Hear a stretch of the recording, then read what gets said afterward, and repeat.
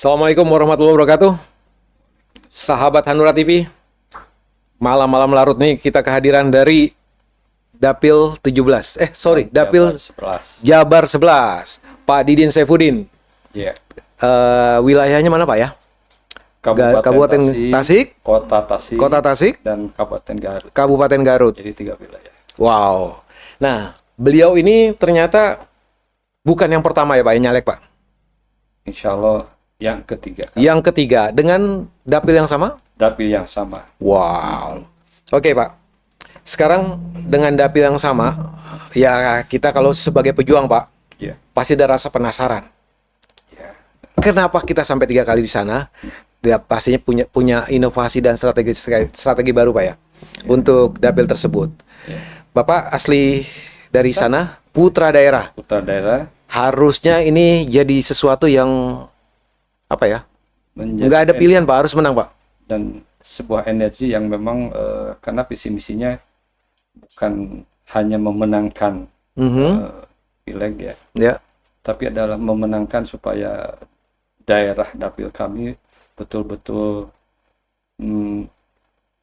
berkembang sesuai dengan visi misi Hanura, bahwa membangun desa, membangun daerah itu memang sebuah keniscayaan. Oke. Bahwa ya memang startingnya dari sana.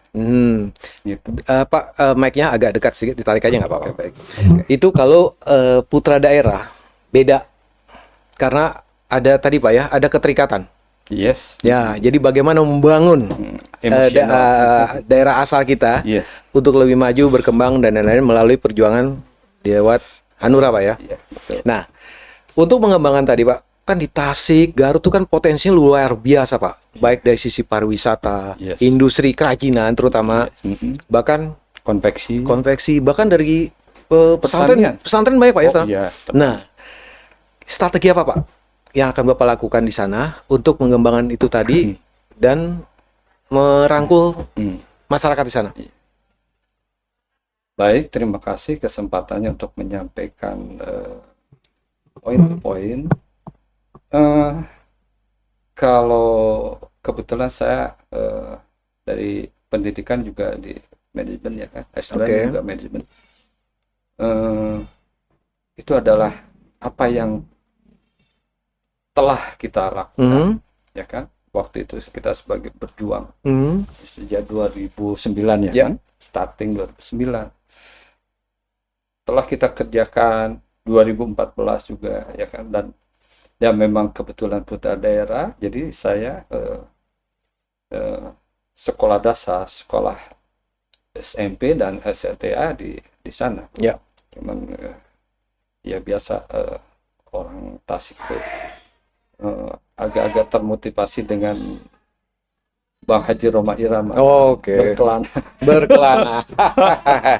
Tapi intinya bahwa daerah kami alhamdulillah memiliki sebuah potensi baik dari sisi SDM, sumber daya manusianya, sumber daya alam, itu semuanya sangat potensial. Oke. Nah, gitu.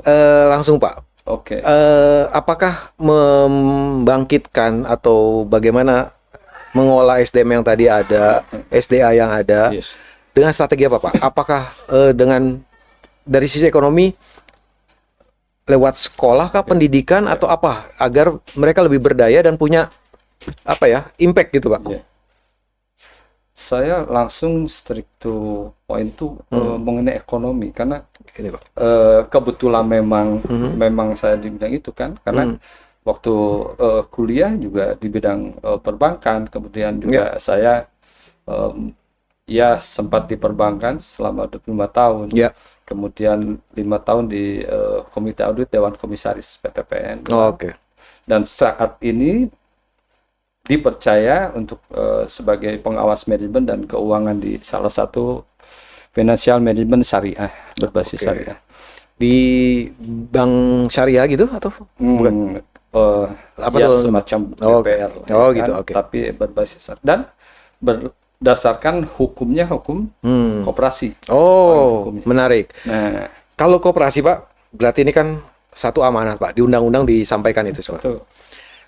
Yang apa yang akan Bapak sampaikan soal koperasi ke masyarakat? Pembinaannya kah, secara manajemennya, atau pelatihan dan lain-lain agar benar-benar ini berdampak gitu Pak?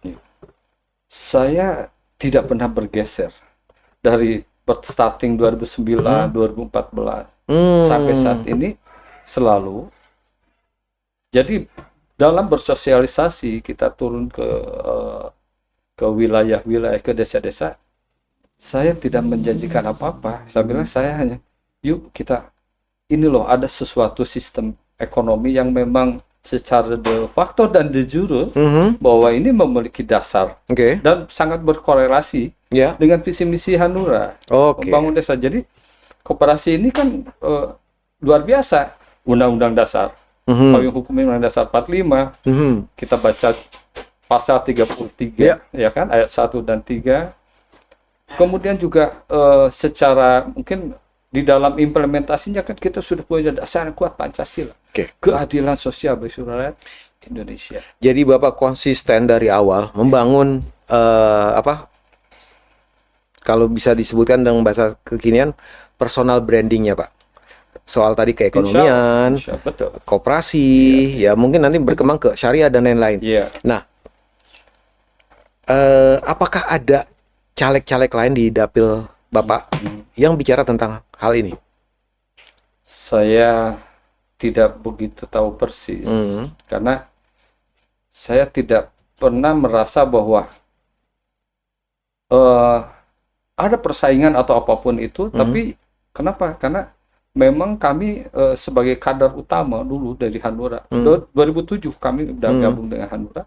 Jadi bagaimana kita menciptakan bahwa mindset teman-teman atau sahabat-sahabat atau bahkan senior orang tua kita di daerah tuh, bagaimana mereka mengelola apa yang potensi itu, dari pertanian, perikanan, semua sampai konveksi, itu semua potensial. Cuman yang saya lihat tuh kok tidak ada sih. Padahal itu ada dinas koperasi. Nah, bahkan sebetulnya saya udah touching dari sejauh dulu tuh, bahkan saya ketemu dengan kepala dinas koperasi. Nah, kenapa itu tidak berjalan seperti yang diharapkan pemerintah atau yang umumnya lah? Oke, itulah tugas fungsinya kita. Ya kan? Dan saya meyakini insya Allah kalau memang katakan masyarakat itu betul-betul mempercayakan kepada Hanura, ya kan, juga secara personal misalnya saya diberikan kepercayaan untuk duduk di Dewan, saya rasa tidak ada lagi yang memang itu saya harus langsung bagaimana kita Hanura harus masuk dengan eksekutif, dengan Kementerian Koperasi gitu. Dan sehingga bagaimana penyempurnaan dari katakanlah kan pertama dari sistem dulu. Ya kan, sebetulnya Hanura tuh sudah punya bimbingan dari paket tentu 5S. Ya kan? Sistem, struktur, ya kan, strategi dan sebagainya. Itu sebetulnya hanya kenapa? Tadi pertanyaannya bahwa emang ada yang lain. Saya tentu tidak ada. Jadi Pak, kan betul. Mohon maaf ya. Jadi saya tuntaskan dalam arti gini, kalau memang ada, masa sih sekarang Tasikmalaya, Masya Allah, saya lihat jadi seolah-olah begitu masif dengan manajemen keuangan yang rentenir lah, pinjol dan itu mengerikan loh Pak. Betul. Nah, itu saya merasa punya tanggung jawab morally, terus juga secara secara organisasi Partai Hanura, kan hati nurani rakyat. Betul. Waduh, itu. Jadi gini Pak ya, kan kita bisa tahu kemarin teman-teman yang lain berjuang melalui pelayanan, melalui misi kebudayaan atau apalah itu. Bapak melalui tadi ya koperasi. Bagaimana masyarakat ini tidak terjebak dengan rentenir, pinjol, dan lain-lain. Memang tidak mudah ya Pak ya, karena sebagian dari masyarakat kita umumnya itu kan sudah udah lingkaran setan lah seperti itu. Apapun cerita, bahkan di satu daerah mungkin itu sudah jadi apa ya? Ya udah model umum hal seperti itu. Sebenarnya ini kan menjerat. Ya, yang harusnya sejahtera jadi bagaimana? Nah, kalau Bapak tadi saya sampaikan, apakah Bapak satu-satunya atau ada pihak lain yang mengusung tema-tema seperti ini? Saya rasa juga orang malas Pak ke arah situ karena itu kerja berat tuh Pak. Saya akan jawab dan dengan yakin dan pasti 95% kayaknya tidak ada. Kenapa? Karena kalau ada ya tentulah dengan potensi yang begitu hebat, ya kan, kerajinan dan sebagainya. Tetapi yang ada semacam istilahnya apa ya? Tiba-tiba bikinlah apa lembaga-lembaga. Iya. UKM pun juga tidak secara struktur. Kenapa? Karena ya sifatnya itu para baik eksekutif bahkan juga anggota dewan baik dari pusat apalagi pusat lah ya, pusat, provinsi, bahkan sampai kabupaten kota, saya meyakini tidak akan ada yang konsen di situ. Nah, itu ya ini kerja besar loh Pak. Prihatin. Kerja besar karena kan setidaknya membangun ekosistem baru Pak. Bukan baru lah, membenahi ya. Menurut saya mohon kita diskus ya. Sebetulnya tidak berat Pak. Tidak berat. Kenapa? Kalau kita sudah duduk situ, mungkin saya nanti cari, katakanlah ke komisi yang memang berkaitan dengan ekonomi. Dan saya siap dengan konsep apapun dalam bentuk koperasi banyak, simpan pinjam, ya kan, koperasi produksi, ya kan. Tapi yang lebih secara faktual bahwa itulah koperasi simpan pinjam. Kenapa? Tidak berat, Pak. Kenapa? Apalagi sekarang pemerintah sudah menggelontorkan apa? Dana desa. Betul, dana luar desa. Biasa. Tapi how to manage bagaimana yang mengelola ini? Sehingga katakanlah boleh ada yang mengatakan bahwa ya sampai itu jadi bancakan. Tapi kalau dengan kita bikin secara struktur dan sistematis, ya kan? Dan menggunakan teknologi, Pak ya? Iya, dari Kementerian Koperasi, kemudian ke tingkat provinsi, kecamatan, bahkan sampai desa. Itu di desa, kalau dibentuk lagi satu lembaga keuangan berbadan hukum koperasi, sifatnya apa? Untuk keuangan aja. Jadi kita tidak mesti perlu ideal dengan koperasi produksi, untuk sementara di keuangan aja dulu. Seperti bank desa gitu Pak? Iya. Oke. Ya kan? Jadi apapun ya udah, kita memang semua tuh harus jadi anggota. Dan di situ apa? Para ulama bisa diangkat menjadi pendiri. Komisaris bisa. Iya, kan pengawas juga ya. Kan struktur itu kan cuman satu hal juga, harus ada ilmunya kan. Paling tidak mereka sebagai dewan pengawas kali Pak ya. Iya. Karena di struktur masyarakat kita gitu kan Pak ya. Tapi nggak masalah Pak. Itu baru yang boleh dibilang satu yang berat. Tapi secara itu kan kita menyiapkan juga. Di Jawa Barat itu ada apa? Institut Koperasi Nasional. Iya, betul. Dan itu rasanya masyarakat kita terlupakan tuh Pak. Iya. Jadi saya kemarin sempat ketemu lah dengan rektor Pak Agus Pakpaha. Beliau luar biasa, cuman saya melihat kok saya justru malah konsepnya seperti ini. Oh iya, kenapa sih tidak di? Ya, maksudnya tadi untuk struktur atau katakanlah semua potensi udah siap, tapi kan itu tadi ilmunya. Nah, itu kan kita bisa berkorelasi juga dengan universitas tersebut, kan? Bahkan ya bisa kerjasama lah dengan provinsi untuk itu edukasi ya. Iya, bagaimana? Masa dokter aja bisa desa, masa ahli ekonomi koperasi tidak bisa? Pak, ini ada pertanyaan yang umum aja, awam orang bilang, betapa koperasi ini kan sudah sejak awal kemerdekaan dibentuk Pak. Ya, sampai saat ini berjalan. Kenapa kok dilibas dengan pinjol? Apakah salah sistem? Atau memang sudah zamannya dilibas begitu aja Pak? Karena kan outstandingnya aja tuh triliunan loh Pak. Bayangan, itu kenapa tuh Pak? Ada salah strategi atau apa Pak?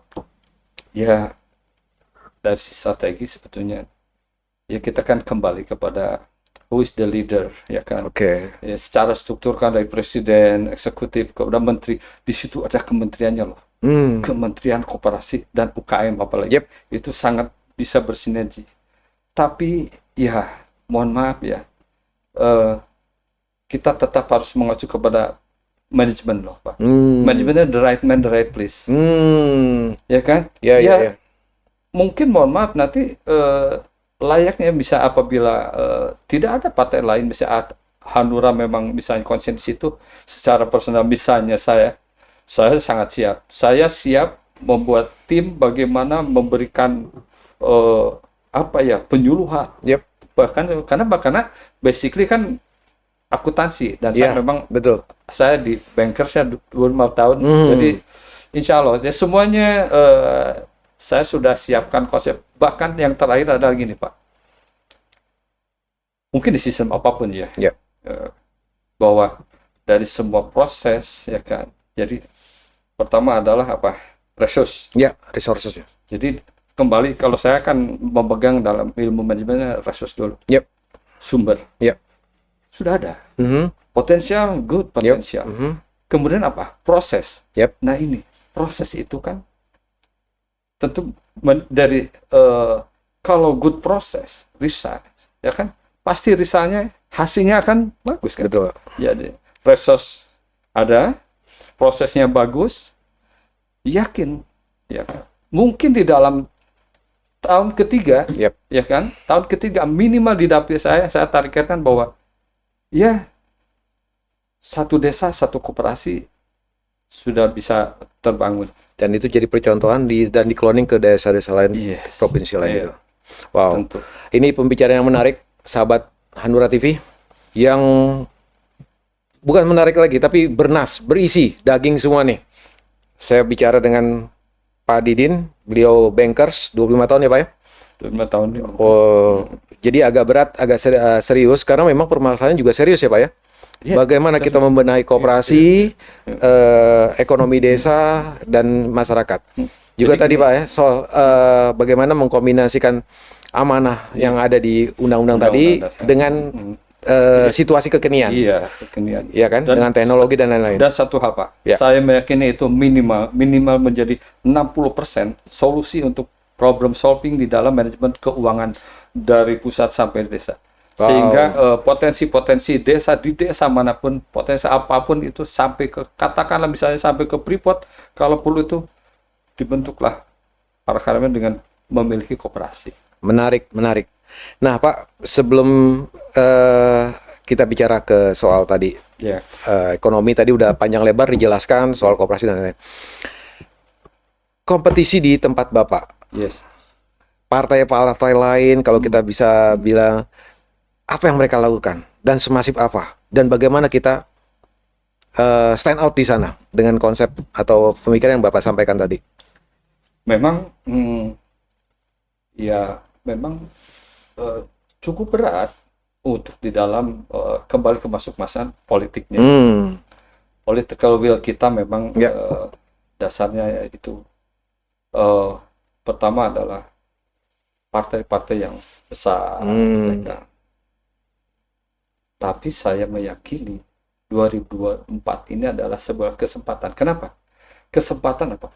Istilahnya Presiden Pak Jokowi, ya kan, dalam berat ini bagaimana melanjutkan, ya kan, melanjutkan bahkan katakanlah menindaklanjutinya kebijakan yang sebetulnya begitu bagus, cuman kembali bahwa mohon maaf ya, anggota dewan ini yang terpilih ini memang saya tidak tahu, karena yang saya dengar adalah hampir 75% pengusaha. Oke. Dan ya saya udah bukan rahasia umum lagi. Pengusahanya seperti apa? Ya kan yang instan. Ada barang bagus, ya kan? Bisa dikelola dengan bisa katakanlah biasa, ya kan? Kalau bisa beli murah, bisa jual mahal.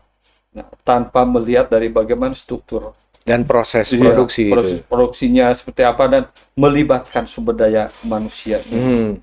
ya kan? Sumber daya alam kita udah jelas itu menjadi objek, tapi subjeknya SDM-nya bagaimana? Jadi sebetulnya hal poin yang sangat dibutuhkan adalah para politisi ini ya susah juga ya kan untuk bagaimana, tapi intinya adalah paling tidak di komisi yang memang membidangi masalah ekonomi masyarakat itu dan juga terkait dengan SDM-nya kan. Itu benar-benar harus fokus dan ya memang harus ada, mohon maaf ya, sekarang gini, kok di Jerman Jerman itu produksinya 52% itu melalui koperasi loh Pak. Jerman ini betul. Terus revolusi Perancis itu sebetulnya apa? Itu revolusi bagaimana membangun sebuah gotong royong, ya kan? Itu negara kapitalis ya Pak ya. Harusnya kita jauh lebih besar dari itu ya. Tuh, kita punya undang-undangnya di sana. Mungkin undang-undangnya saya nggak tahu ya kan, mungkin liberal katakanlah kan. Tapi mereka tahu.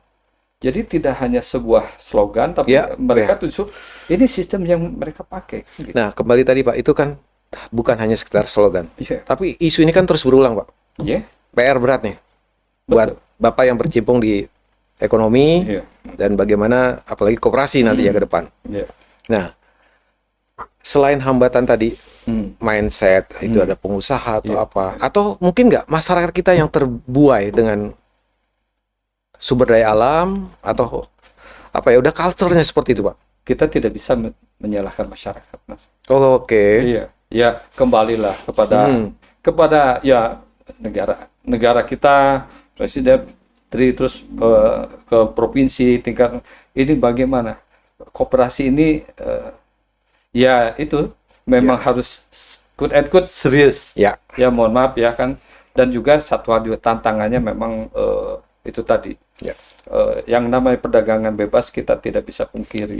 Setuju Pak. Sebetulnya itu sangat luar biasa ya kan. Kita mau impor dari mana pun ya kan, kita tidak masalah. Tapi kan manakala masuk ke kita, itu langsung di situ udah masuk ke dalam apa sistem kita Pak ya, operasi seperti apa ya kan, kemudian UKM seperti apa, dan ya mungkin dari level kementerian, ke provinsi, kabupaten, kota, bahkan ke desa. Nah itu kalau saya insya Allah saya udah siapkan sih sebenarnya konsep-konsep itu. Cuman ya kembali kenapa, karena mohon maaf ya ada satu, kenapa mindset saya seperti begitu kuat, karena saya 90 udah menjadi karyawan salah satu bank internasional Indonesia. Tapi 96 itu saya adalah anggota pendiri dan perintis sebuah koperasi. Modalnya pada 96 itu hanya sekitar 4 atau 8 juta. Tapi alhamdulillah sekarang ya lumayan lah, baru 54 miliar. Wow. Dan lembaga ini kita sudah memiliki 4 cabang dan insya Allah kita akan kembangkan lagi dengan yaitu tadi Pak. Bahkan saya insya Allah mudah-mudahan kalau jadi saya lagi ngambil doktor untuk di bidang perekonomian syariah. Jadi kebetulan mentor saya seorang profesor mengatakan bahwa itu good point kan, gitu. Jadi ya memang perjalanannya saya berharap kita kembali ke Hanura lah. Coba hati nurani kita kemana gitu. Jangan kita jangan sampai kita tuh terbawa arus dengan begini, jadi semuanya serba instan itu gitu. Pak Didin, tadi sudah disampaikan dan kita juga sahabat Hanura TV bisa mengambil manfaat, inspirasi dari pembicaraan kita hari ini, bahwa beliau sedang mempersiapkan, saya ambil dari belakang tadi Pak ya, mempersiapkan untuk studi berikutnya. Bayangkan seorang mantan bankers gitu loh, masih mau belajar lagi untuk kesejahteraan di bidang koperasi. Dan menurut saya Pak, Bapak sangat mempersiapkan Pak perjuangan Bapak untuk menjadi caleg dengan membawa tema tadi itu soal pengembangan koperasi, kesejahteraan masyarakat di daerah, dan bagaimana masyarakat terhindar lah dari tadi jeratan rentenir, pinjol dan lain-lain. Nah, kita doakan semoga Pak Didin Saifuddin menjadi tercapai harapannya, karena harus dengan duduk di DPR Pak ya, bisa merubah atau bisa menggolkan program-program yang sifatnya masif, terstruktur, dan bermanfaat serta berdampak luas. Amin. Gitu. Insya Allah. Ya. Demikian diskusi kita, bincang-bincang santai kita yang cukup. Semakin saya diskusi, makin banyak saya serap ilmu-ilmu baru nih Pak. Semoga teman sahabat TV Hanura dan teman-teman yang sedang mempersiapkan pencalekannya bisa mendapatkan insight dari sini. Amin. Demikian Pak. Terima kasih. Teman sahabat Hanura TV atas perhatiannya. Terima kasih sudah hadir di podcast Bapilu Pak. Terima kasih sekali lagi. Sama-sama. Ya, salam buat teman-teman di Dapil Pak. Waalaikumsalam. Ya, saya sampaikan. Gitu. Ya. Sekian, terima kasih sahabat semuanya. Assalamualaikum warahmatullahi wabarakatuh.